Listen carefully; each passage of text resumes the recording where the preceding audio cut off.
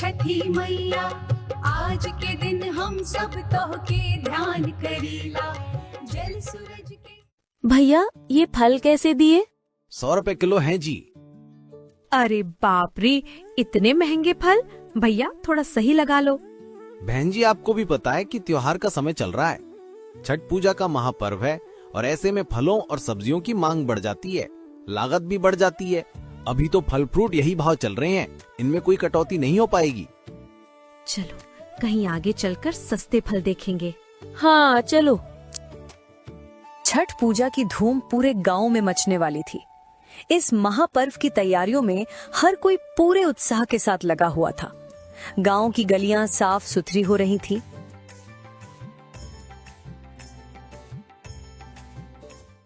घर घर में पकवानों की खुशबू फैलने लगी थी।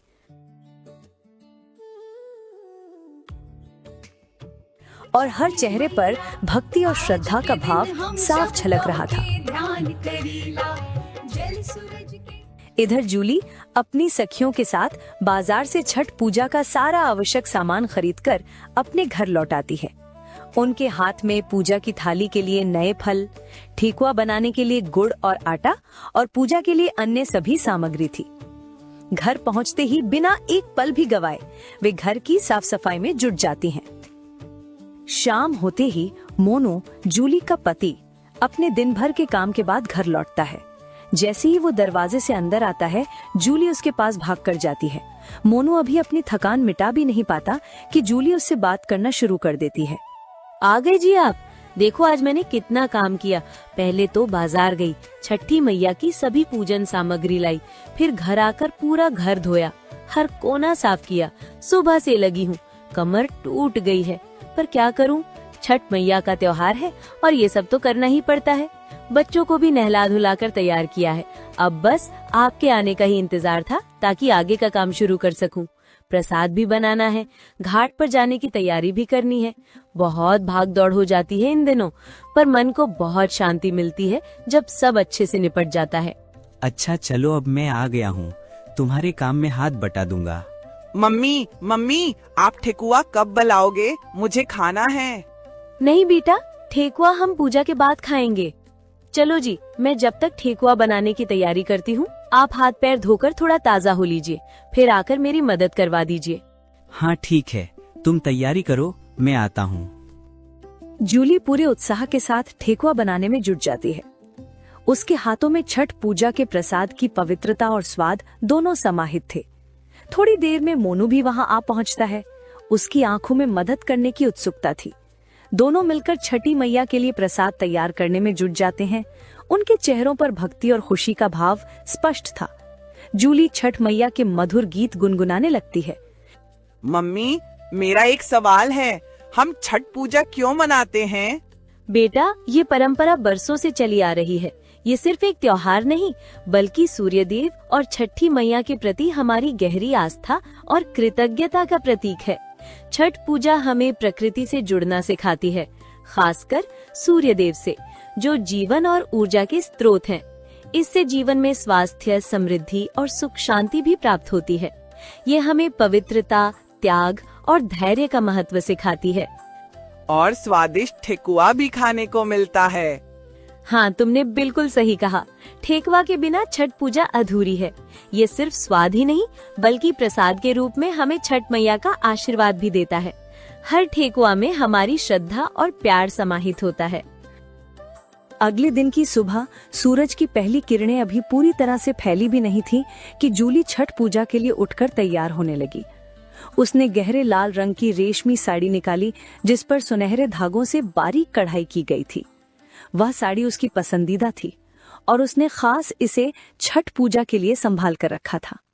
अपने हाथों में पूजा की थाली संभाले, जिसमें फल, ठेकुआ और दीप जगमगा रहे थे, वह तालाब किनारे जाने के लिए घर से निकली। उसके मन में भक्ति और उत्साह का अद्भुत मेल था। जैसे ही वो घर के मुख्य द्वार से कुछ कदम दूर चली, एक अप्रत्याशित घटना हुई और थाली उसके हाथों से छूट गई और पलक झपकते ही उसके ऊपर जा गिरी। ठेकुए बिखर गए, फल जमीन पर लुढ़क गए और सबसे बुरा, दीपक का तेल उसकी नई और अनमोल साड़ी पर फैल गया। उसकी पूरी साड़ी जो कुछ पल पहले तक चमक रही थी अब बदरंग और दागदार हो चुकी थी। जूली वहीं जमीन पर बैठ गई। उसका सपना टूट गया था। उसकी आंखों से आंसू बहने लगे जो उसकी निराशा और दुख को बयां कर रहे थे। छठ पूजा में नई साड़ी पहनना एक महत्वपूर्ण परंपरा थी और अब उसके पास कोई दूसरी नई साड़ी नहीं थी। अरे जूली, क्या हुआ तुम्हें? तुम अभी तक पूजा के लिए क्यों नहीं निकली? और ये तुम रो क्यों रही हो? सब ठीक तो है? मैं पूजा के लिए तैयार होकर जा ही रही थी मोनू, लेकिन गलती से मेरे हाथ से पूजा की थाली छूट गई और वो मेरे ऊपर गिर गई। मेरी पूरी नई साड़ी वो खराब हो गई और मेरे पास अब कोई और नई साड़ी नहीं है। तुम्हें तो पता है छठ पूजा में नई साड़ी ही पहनी जाती है। अब मैं क्या करूंगी? मैं पूजा में कैसे जाऊंगी? अरे बस इतनी सी बात। तुम इतनी सी बात पर क्यों रो रही हो जुल्ली? कोई बात नहीं, तुम चिंता मत करो। मैं अभी कुछ करता हूँ। हम इसका कोई ना कोई हल जरूर निकालेंगे। तुम बस रोना बंद करो और थोड़ा हिम्मत रखो। छठ मैया जरूर हमारी मदद करेंगी। मोनू एक पल के लिए भी नहीं रुकता है। वह तुरंत बाजार की ओर निकल पड़ता है। उसके मन में बस एक ही विचार है, जूली के लिए छठ पूजा की सबसे सुंदर साड़ी खरीदना। बाजार में पहुंचकर वह विभिन्न दुकानों पर घूमता है, हर साड़ी को बारीकी से देखता है। आखिरकार उसकी नजर एक ऐसी साड़ी पर पड़ती है जो उसकी आंखों को भा जाती है। यह बेहद खूबसूरत और शानदार साड़ी है जिसके रंग और कढ़ाई बिल्कुल जूली की पसंद के हैं। मोनू बिना किसी देरी के वह साड़ी खरीद लेता है। खुशी खुशी घर आकर मोनू जूली को बुलाता है और वह साड़ी उसके सामने पेश करता है। जैसे ही जूली उस साड़ी को देखती है, उसकी आंखों में एक अलग ही चमक आ जाती है, क्योंकि यह साड़ी बिल्कुल वैसी ही है जिसकी उसने कल्पना की थी। मोनू भी जूली को इतना खुश देखकर बहुत संतुष्ट महसूस करता है। उसकी मेहनत सफल हो गई थी। सच में आप कितने अच्छे हैं मोनू जी। ये तो बिल्कुल वैसी ही साड़ी है जैसी मैं चाहती थी। आपका बहुत बहुत धन्यवाद। आपने मेरी छठ पूजा को और भी खास बना दिया। जूली अपनी नई साड़ी को देखकर मंत्रमुग्ध हो जाती है। वह तुरंत उसे पहनकर छठ पूजा के लिए तैयार होती है। वह सज धज कर पूजा स्थल की ओर चल पड़ती है। पूजा स्थल पर पहुंचकर वह पूरी श्रद्धा और भक्ति के साथ परंपरा अनुसार अपनी सारी विधि विधान से छठ पूजा का पर्व मनाती है। सूर्य देव को अर्घ देती है, लोकगीत गाती है और छठ मैया से अपने परिवार की सुख शांति के लिए प्रार्थना करती है। पूजा खत्म होने के बाद जूली मन में असीम शांति और संतुष्टि लेकर प्रसाद ग्रहण करती है। वह धीरे धीरे प्रसाद लेकर अपने घर की ओर चल पड़ती है। घर पहुंचते ही जूली खुशी खुशी सभी परिवारजनों और पड़ोसियों को छठ पूजा का प्रसाद बांटती है। सभी लोग प्रसाद ग्रहण करते हैं और जूली को आशीर्वाद देते हैं। इसी बीच घर में छोटू की आवाज गूंज उठती है, जो ठेकुआ के लिए जिद करने लगता है। मम्मी, अब तो पूजा हो गई ना? क्या हम अब ठेकुआ खा सकते हैं? मुझे बहुत भूख लगी है। हाँ बेटा हाँ, पूजा हो गई और मुझे ये भी पता है कि तुझे ठेकुआ चाहिए। थोड़ा सब्र कर मेरे लाल, मैं अभी देती हूँ तुझे ठेकुआ। हाँ मम्मी, मुझे ठेकुआ खाना है। मुझे बहुत जोर की भूख लगी है, जल्दी दो ना। अगले दिन की सुबह एक अप्रत्याशित और भयानक मोड़ लेकर आती है। मोनू, जो कल तक सामान्य दिख रहा था, अचानक गंभीर रूप से बीमार पड़ने लगता है। उसके चेहरे पर पीड़ा साफ झलक रही थी और उसका शरीर बुखार से तप रहा था। यह देखकर जूली के हृदय में चिंता की गहरी लहर दौड़ जाती है। उसका मन घबरा उठता है और वह तुरंत मोनू को डॉक्टर के पास जाने के लिए कहने लगती है, यह जानते हुए कि इस स्थिति में किसी भी तरह की देरी खतरनाक साबित हो सकती है। एक बार आप डॉक्टर को दिखा लो, ठीक रहेगा। जूली, छठी मैया पर भरोसा रख, वो सब ठीक कर देगी। मुझे कुछ नहीं होगा, ये तो बस थोड़ी सी कमजोरी है, ठीक हो जाएगी। हाँ, भरोसा तो है, लेकिन इलाज तो करवाना पड़ेगा ना। भगवान भी उन्हीं की मदद करते हैं जो अपनी मदद खुद करते हैं। आप इस हालत में आराम कैसे करोगे? हमें लापरवाही नहीं करनी चाहिए। नहीं, मैं ऐसे ही ठीक हो जाऊंगा। मुझे डॉक्टर के पास जाने की जरूरत नहीं है, बस थोड़ा आराम करने दो, सब ठीक हो जाएगा। देखो मोनू, आप बीमार रहोगे तो मैं इन बच्चों का पेट कैसे भरूंगी? हमारे पास और कोई सहारा नहीं है। अगर आपको कुछ हो गया तो हमारा क्या होगा? मान लो मेरी बात प्लीज, बच्चों के बारे में सोचो। तुम चिंता मत करो, भगवान पर भरोसा रखो, वो हमें कभी अकेला नहीं छोड़ेंगे। मैं जल्दी ही ठीक हो जाऊंगा। जूली बार बार मोनू को अस्पताल जाने के लिए कहती रहती है, गिड़गिड़ाती है, लेकिन मोनू अपने बात पर अड़ा रहता है और अस्पताल जाने से साफ मना कर देता है। उसकी ये जिद जूली को और भी ज्यादा बेचैन कर देती है। जूली भविष्य की चिंता को लेकर गहरे विचारों में डूब जाती है। अभी कुछ ही दिन पहले छठ पूजा गई थी, जिसमें परिवार की सारी जमा पूंजी, उनकी सारी बचत खर्च हो चुकी थी। यह सोचकर कि अगर मोनू को कुछ हो गया तो उनके बच्चों का क्या होगा, जूली का कलेजा कांप उठता है। वह अब और इंतजार नहीं कर सकती थी। मोनू की बिगड़ती तबीयत को देखते हुए जूली अंततः एक कठोर निर्णय लेती है। वह पास के एक अनुभवी डॉक्टर को घर पर ही बुला लेती है। डॉक्टर तुरंत मोनू की जांच करते हैं। उनके चेहरे पर गंभीरता के भाव उभर आते हैं। जूली, तुमने सही समय पर मुझे बुला लिया। मोनू को एक गंभीर बीमारी है जिसका इलाज हमारे देश में संभव नहीं है। ये इलाज केवल विदेश में ही हो सकता है और अब हम इसमें कुछ नहीं कर सकते। यह कहकर डॉक्टर उदास मन से वहां से चला जाता है। डॉक्टर की बात सुनकर मानो जूली के पैरों तले जमीन खिसक गई हो। उसकी आंखों के सामने अंधेरा छा गया। वह गहरे विचार में खो गई। एक तरफ पेट भरने की चिंता और दूसरी तरफ मोनू के इलाज की चिंता उसे बुरी तरह सता रही थी। दोनों ही समस्याएं उसके लिए पहाड़ जैसी थी। उसकी रातों की नींद और दिन का चैन छिन गया था।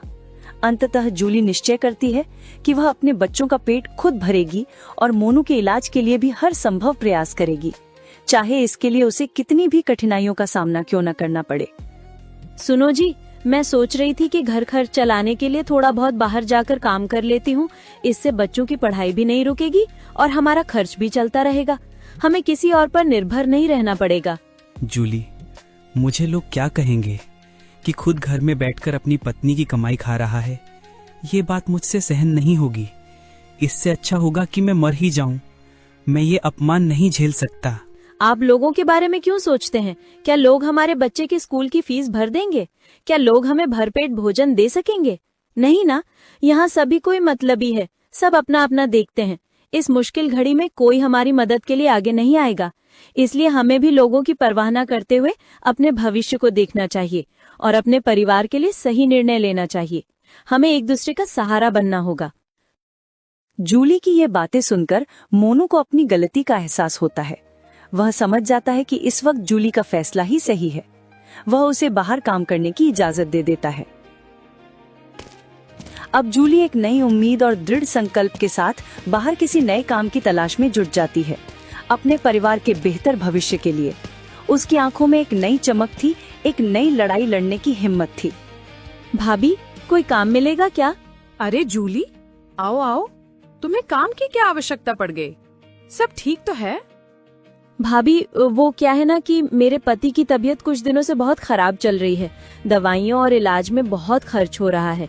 बच्चों का भविष्य देखते हुए मैं कुछ दिनों के लिए बाहर काम कर लूंगी, ताकि बच्चों की पढ़ाई भी नहीं रुकेगी और हम उनका इलाज भी ठीक से करवा पाएंगे। घर में पैसों की तंगी आ गई है और मुझे समझ नहीं आ रहा कि क्या करूं। अच्छा, ये तो बड़ी दुखद बात है। ठीक है, मैं तुम्हें काम तो दे दूंगी। घर में कुछ हाथ बटाना होगा, लेकिन एक बात पूछनी है। तुम किसी प्रकार का कोई नशा या मांस का सेवन तो नहीं करती हो ना? क्योंकि हमने पूर्ण परमात्मा से नाम दीक्षा ले रखी है और हम इन सभी चीजों से दूर रहते हैं। हमारे घर में और आसपास भी ऐसा कोई माहौल नहीं है। नहीं भाभी, हमें तो कभी कभी भूखा सोना पड़ता है। मांस खरीदने के पैसे कहाँ से लाएंगे? हमारी तो ऐसी कोई आदत नहीं है। हम तो बस मेहनत करके 2 वक्त की रोटी कमाना चाहते हैं। अच्छा ठीक है जूली, चलो अंदर आ जाओ।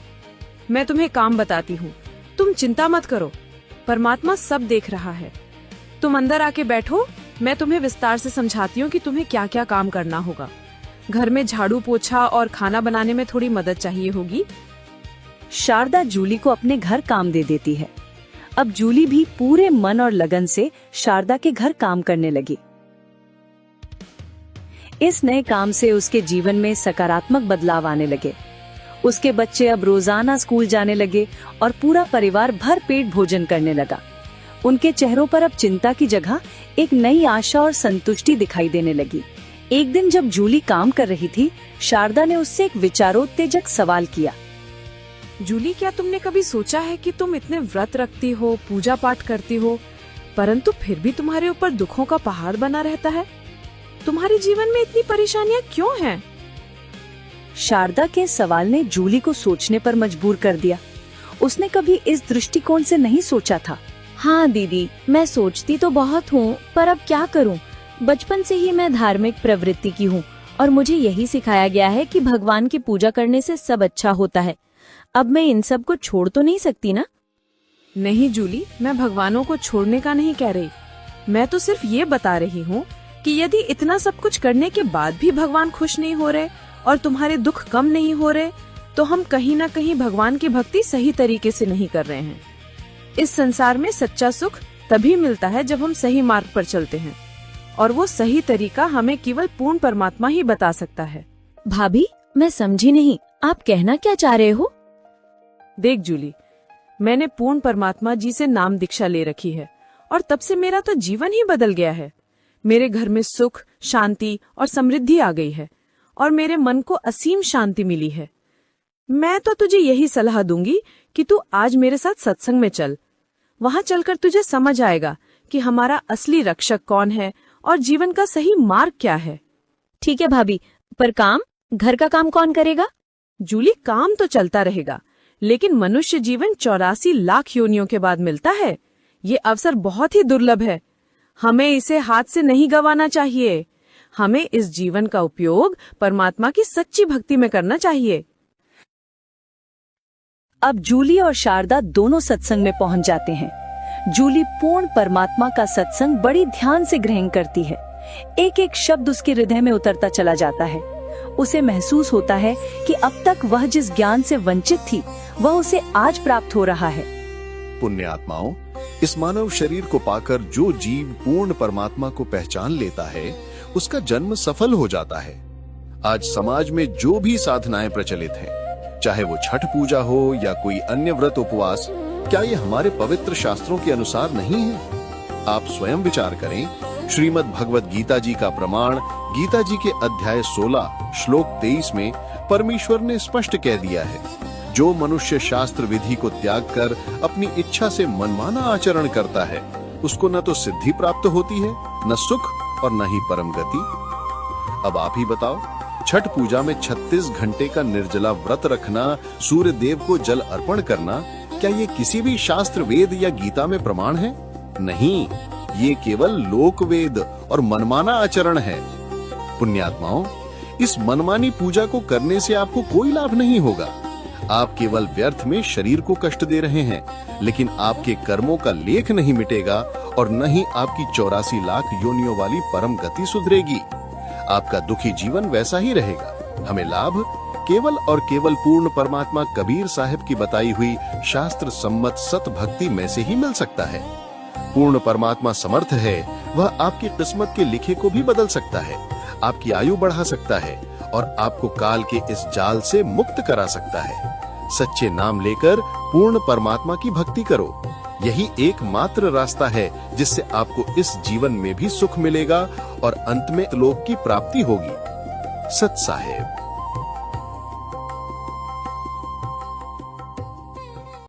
जूली सत्संग सुनकर इतनी प्रभावित हुई कि उसने तत्काल सत्संग के उपरांत संत जी से नाम दीक्षा प्राप्त कर ली। घर पहुंचने पर उसने अपने पति और बच्चों को भी सत्संग में बताई गई ज्ञानवर्धक बातें समझाई और उन्हें भी नाम दीक्षा लेने के लिए प्रेरित किया।